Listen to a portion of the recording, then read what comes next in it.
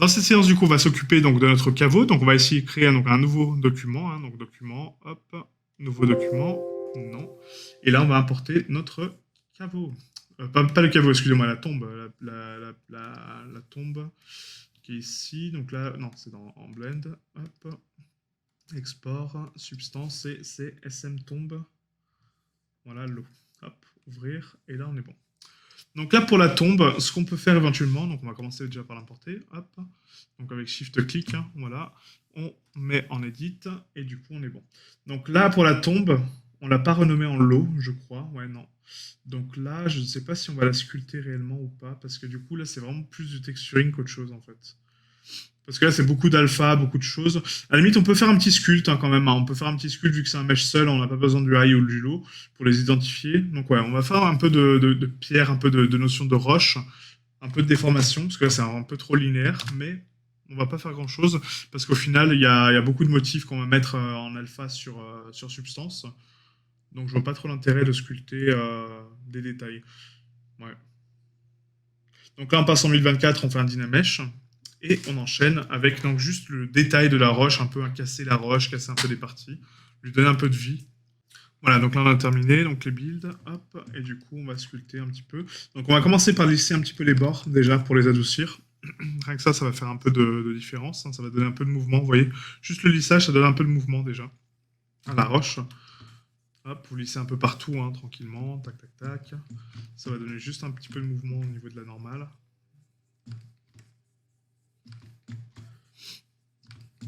Ça risque d'accentuer un peu les biseaux. Hein. De toute façon, on verra ça au texturing, mais vous allez voir après comment les corriger. Donc, pour ceux qui n'ont pas de logiciel de retouche d'image, hein, c'est vrai que j'en ai pas parlé, mais en fait, par exemple, Photoshop, quand on l'a utilisé pour faire notre carte, vous avez donc Krita, qui est gratuit, hein, qui est vraiment un très très bon logiciel. Donc, je vous invite à utiliser Krita ou Affinity ou d'autres logiciels en fait de retouche photo qui sont vraiment très très bien, hein, d'accord. Donc voilà, n'hésitez pas à passer par d'autres logiciels tierces, hein, c'est la même chose. On va faire des choses très simples, d'accord. Donc la correction de normale, par exemple, vous allez voir des fois on a des déformations de normale, hein, je vous montrerai ça par la suite, et ça on le corrigera sur un logiciel de retouche photo, ok. Donc là, on est sur du coup la brosse en alpha. Donc on va remettre nos brosses par défaut. Donc ici, réinitialiser la brosse. Hop, comme ça, on remet tout par défaut. On désactive donc l'alpha. Et là, on a donc le brosse standard. Donc on va mettre ici peut-être des petites craquelures, hein, ici, hein, des petites veines en négatif, mais pas en drag. Et du coup, on va mettre en spray. Voilà, en spray. Et du coup, le spray, on va l'augmenter vraiment beaucoup. Et on va tracer des lignes comme ça, vous voyez, en fait. Donc là, ça va donner un petit peu de cassure. Donc on va pas le faire partout, mais juste sur certaines zones hein, pour simuler que c'est un peu cassé. Voilà. Un peu, ça, c'est un peu vécu, quoi, tout simplement, hein, dans les coins surtout. Voilà, donc les bordures. Casser un peu les bordures, ça donne juste un peu de relief, c'est vraiment pas mal. Voilà, hop, pas trop abuser non plus. Hein. Peut-être un peu là, voilà, pourquoi pas. Un peu plus petit. Tac. Voilà, et un peu là. Voilà, pourquoi pas. Ok. Ensuite, on va donner un peu de structure avec le clé build. Et là, du coup, donc le but, c'est de ne pas toucher les bordures, d'accord, donc les contours, parce que ça, c'est des plaques. On va juste affiner ici les bordures. Donc là, on va vous donner des petits coups de strie comme ça, des petits coups de carré comme ça, touc, touc, touc, touc, touc, et on lisse. Ok. Juste pour donner un peu de relief. Voilà, vous lissez tout doucement, juste pour donner un peu de structure. Pareil pour les plaques, donc ça, c'est des plaques centrales. Donc là, on va mettre des motifs un peu cassés, un peu cool. Là, on peut lisser un peu ici. Donc, tac, tac, tac, des petits carrés. Vous dessinez un peu des petits zigzags et vous lissez. Hop, voilà. Là, il y a déjà une belle déformation ici, donc ça, c'est pas mal. On va continuer donc par ici. Hein, donc là, on a pas mal de zones. Donc là, tac, tac, tac. Vous faites des vagues hein, un peu, des zigzags. Vous tremblotez en fait avec votre main. Vous voyez, on fait un petit tremblement avec la main. Et du coup, ça donne des zigzags un peu cool. Et après, on lisse. Et ça donne juste un tout petit peu de curve, un peu de crease. Et ça, c'est vraiment très, très joli pour le style qu'on souhaite retranscrire. Donc là, hop, voilà, donc là je trace une ligne, je fais en zigzag, hop, shift et on lisse. Oups, pardon, j'ai pas appuyé sur shift du tout, j'ai appuyé sur contrôle.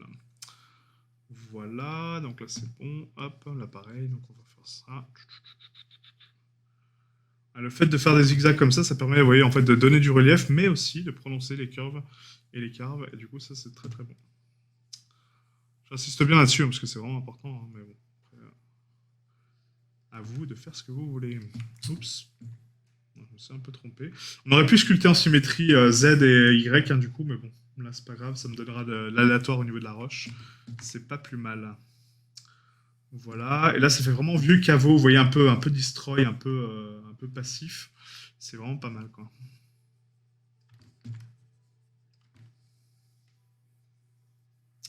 Voilà, ensuite, donc là, pareil, on lisse.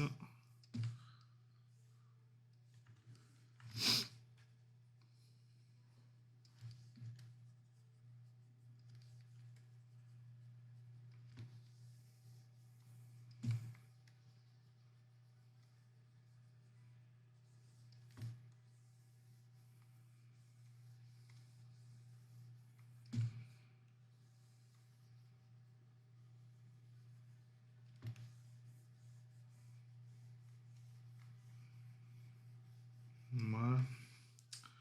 Là, c'est pas si mal que ça, hein, ouais, franchement.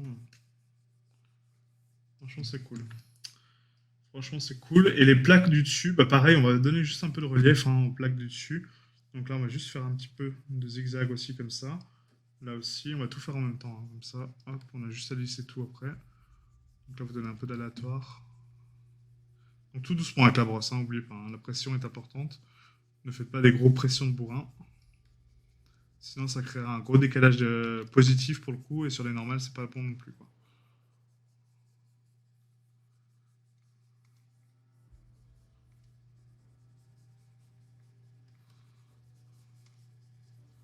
Là, on voit trop les stries par contre, donc on va juste faire une ligne comme ça, hop, casser les stries. Là aussi.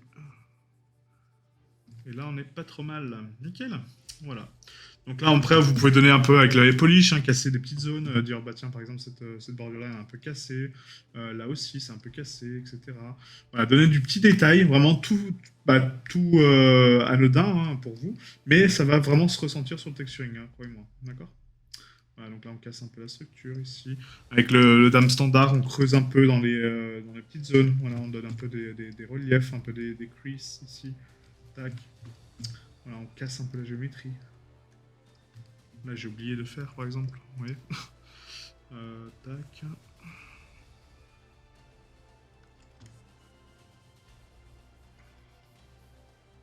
Voilà. Perf. Nickel. Donc là, on va pas le renommer, hein, du coup, en high, parce que ça sert à rien, mais on va juste l'exporter en high, par contre. Donc, exporter. Est-ce qu'on le décime? On est à combien, là, en termes de géométrie? On est à 2 millions? Ouais, on va le décimer, quand même. Donc là, on va ici, donc, dans cette plugin, décimer. On va mettre 250K, c'est largement suffisant. On va déjà commencer par le diviser par 4. Ouais, donc, je pense que le fait d'effacer des niveaux inférieurs de subdivision, ça sert pas à grand-chose, hein, au final. Parce que là, vous voyez, en fait, c'est la même vitesse. Donc, non. C'est vraiment par rapport à la géométrie, la quantité de géométrie qu'on a sur la scène qui va définir le temps de recalcul, mais pas forcément le niveau de subdiv. Mais bon, faites-le quand même, au cas où, on sait jamais, hein, si ça accélère ou pas, mais bon, j'ai pas l'impression, quoi.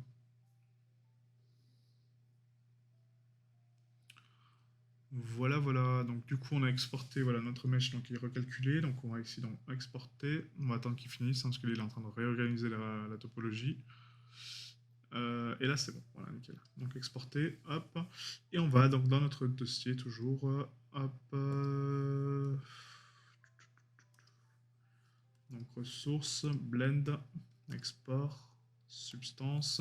Et là, on prend donc le SM tombe, substance, I. On le renomme en I et on enregistre. Parfait. Donc maintenant, on va passer donc à nos murs. Il nous manque les barrières. Il nous manque... c'est à peu près tout, je crois. Les murs, les barrières. Et après, le caveau pour le final, hein. Je crois qu'après, on est bon là-dessus. Voilà, donc on se retrouve juste après donc pour les murs et les barrières. Donc on va faire qu'une seule séance, hein, sur le mur et les barrières, ça va aller très vite, hein. C'est que de la roche et du bois. Et après, on fera le caveau à la toute fin, où là, ça prendra un petit peu plus de temps, parce que c'est vraiment une pièce maîtresse. Donc on va vraiment y accorder un petit peu plus d'attention.